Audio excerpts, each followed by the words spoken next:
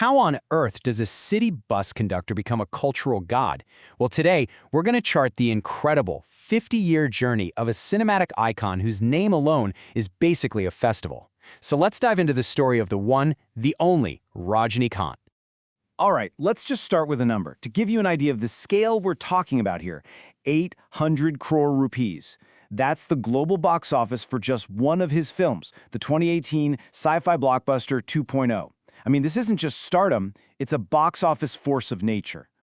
And you know, a number like that, it just makes his origin story all the more unbelievable. And that really is the central question of this explainer, isn't it? How did a humble bus conductor named Shivaji Rao Gaikwad transform himself into one of the most powerful and beloved movie stars on the entire planet? Well, the answer doesn't actually begin with his filmography. It begins with what he represents today. His story is a modern-day phenomenon, and it all kicks off with one powerful word: Thalaiva. Thalaiva. So in Tamil, it means leader or boss. And get this wasn't some title cooked up by a movie studio. Nope, this was given to him by millions of fans. It shows a kind of reverence that goes way beyond simple stardom. It really puts him in a league of his own. So, how did this leader get his start? For that, we've got to rewind the clock, all the way back to the 1970s.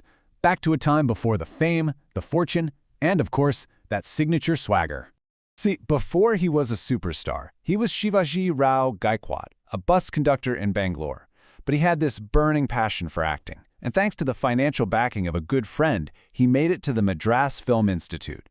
Just 2 years later, in 1975, the world got its very first glimpse of the man who would change everything. You know how every legend has that discovery story? His was being spotted by the visionary director Balachander. And Balachander gave him so much more than his first role. He gave him an identity. He told him to learn Tamil and gifted him the stage name Rajnikanth, a name that would pretty soon become legendary. And he stood out immediately. Even in these small, villainous roles, he just had this raw charisma. It was all in the details. A simple mannerism like the way he'd flip a cigarette became a total sensation. In an era of very conventional heroes, this stylish anti-hero was something audiences had just never seen before. That unique style and magnetic screen presence quickly took him from playing popular anti-heroes to something much, much bigger. So let's move into the era where a star officially became a superstar. Now, the strategy that launched him into the stratosphere, it was just brilliant. He became the face of Tamil remakes of Bollywood superstar Amitabh Bachchan's biggest hits. He successfully reinterpreted those iconic angry young man roles, capturing that same anti-establishment fire, and became the definitive mass action hero for a whole new generation of fans. And with that exploding fame came a new official title. A title that would stick with him for the rest of his career and define an entire era of Indian cinema: Superstar. The story of where that title came from is just as larger than life as the man himself. For the film Bhairanavi, distributors put up a massive 30-foot-tall cutout of him, which was a first in Tamil cinema. It was a physical declaration of just how big he was becoming. Then, the film's opening credits sealed the deal, officially crowning him superstar for the very first time. So if Bhairavi gave him the title, the 1995 cult classic Basha made it eternal. Man, this film, with its explosive dialogues and that unforgettable persona of a humble auto rickshaw driver with a secret past, it transformed him from a superstar into a true cultural icon.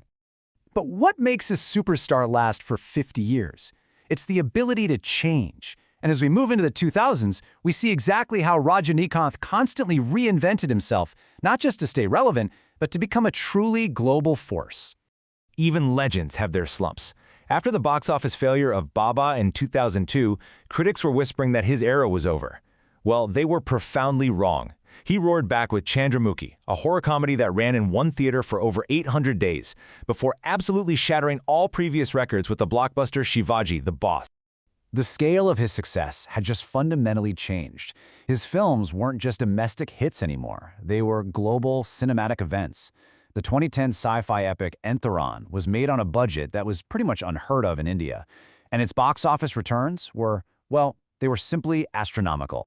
And his influence started popping up in the most unexpected places. Seriously, get this. Joe Russo, one of the directors of The Avengers, admitted that a key scene in Age of Ultron, you know, where all the robots combine to form one giant figure, was directly inspired by a similar sequence in Entharan. How amazing is that? And he is not done. Just last year, at over 70 years old, he delivered Jailer, a massive blockbuster that grossed over 650 crore rupees. It was another career revival, proving once and for all that his power to command the box office is just absolutely timeless.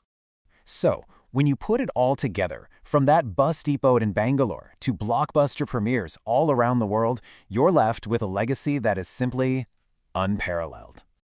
Just think about the sheer longevity, over 50 years in an industry that is notoriously fickle. And then, there's the volume of work. A filmography spanning more than 171 films. That level of output and that kind of staying power, it's almost unheard of. It's a testament to his staggering power to entertain generations.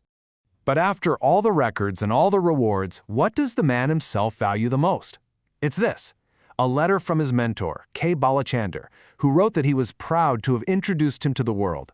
RajniKant has said that this letter is the single greatest award of his career. It just brings his entire journey perfectly full circle. Which leaves us with one final question. After all the numbers and all the stories, what really is the secret to Thalaiva's magic? Maybe it's this. He's the bus conductor who became a god, the everyman who became a superhero. And in that impossible journey, he allows millions to see a part of themselves right up there on the screen.